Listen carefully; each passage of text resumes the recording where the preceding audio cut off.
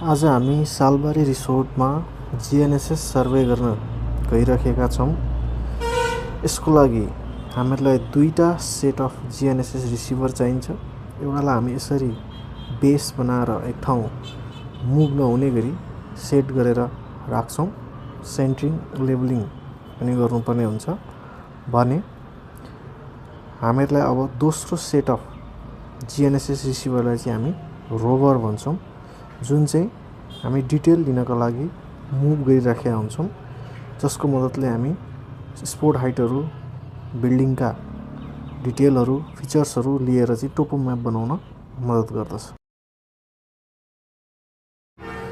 हामीले यसरी सर्वे गर्दाखेरि जुन चाहिँ हामी भिडियोमा हेरिराखेका छौँ, हाम्रो टोटल स्टेसन युज गरे जस्तो स्टेसन सेट गरिसकेपछि टिएस र रिफ्लेक्टर बीच जुन इन्टर भिजिबल हुनु पर्थ्यो, यसमा हुनु पर्दैन। यहाँ हाम्रो बेस छ भने यो बिल्डिङदेखि पारी चाहिँ हाम्रो के छ, रोभर छ। रोभर र बेस बीच इन्टर भिजिबिलिटी भन्नुको मतलब बिचमा बिल्डिङले छेकेको छ तैपनि हाम्रो रोभरले चाहिँ डिटेल लिइराखेको हुन्छ।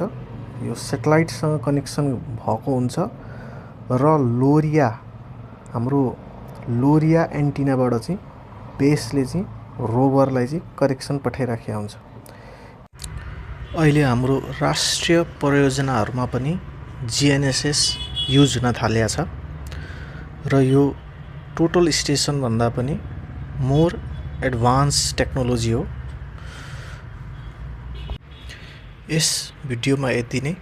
यस्तै अरू जानकारीमूलक भिडियो हेर्न मन छ भने हाम्रो च्यानललाई सब्स्क्राइब गर्न नबिर्सिनुहोस्। धन्यवाद।